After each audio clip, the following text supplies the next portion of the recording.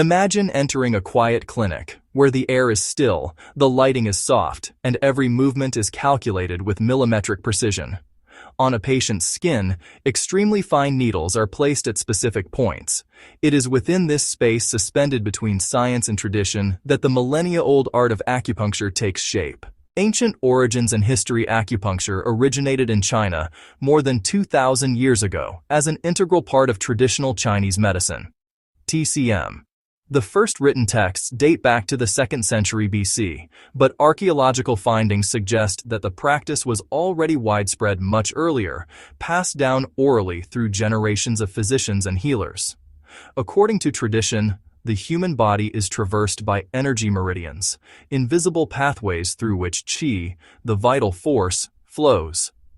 Blockages or imbalances of this energy manifest as pain or discomfort, while the stimulation of specific points allows harmony and health to be restored. A fascinating example. The Li4 point, located between the thumb and index finger, has been known for millennia to relieve headaches and stimulate circulation.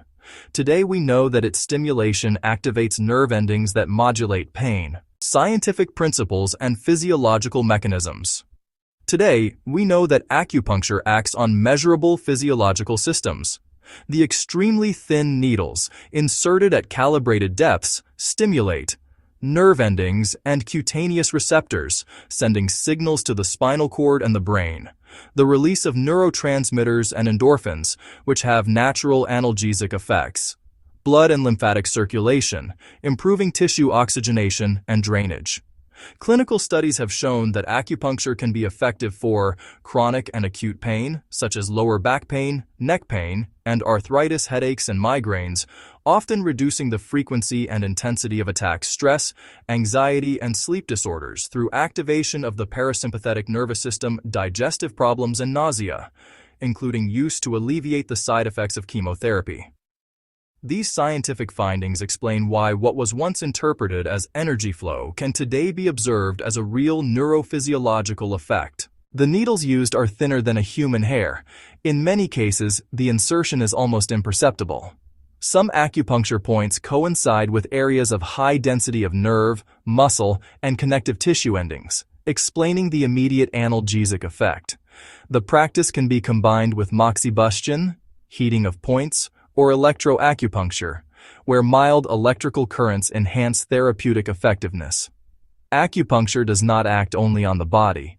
It promotes relaxation, stress reduction, and regulation of mood, demonstrating a direct connection between the central nervous system and pain perception. Some research suggests that acupuncture may also influence immune and inflammatory responses, modulating the production of cytokines and growth factors. A concrete example, for a patient with chronic neck pain, the combination of needles on local and distal points can reduce pain by up to 50% after only a few sessions, while the induced relaxation improves sleep quality, creating a complex and global therapeutic effect. What it treats and how it is. Applied today, acupuncture is used worldwide for musculoskeletal pain, back pain, shoulders, joints.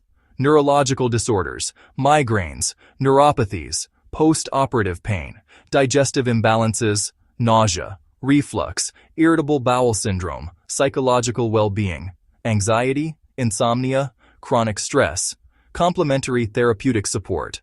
During oncological or rehabilitative treatments, each session is personalized based on clinical evaluation, observation of the meridians, and careful listening to symptoms. Nothing is random. Every point, every insertion depth, every combination of needles has a precise purpose. Conclusion. Harmony between ancient and modern acupuncture represents a bridge between ancient wisdom and modern medicine. Inserting a thin needle into a specific point is not merely a technical gesture. It is an act of knowledge of the human body, its nervous network, and its capacity for self-regulation. In a world where stress, pain, and tension are part of everyday life, this millennia-old practice continues to amaze with its effectiveness and scientific depth. It is proof that body and mind are not separate, but constantly communicate, and that, when guided with expertise, they can rediscover their natural balance.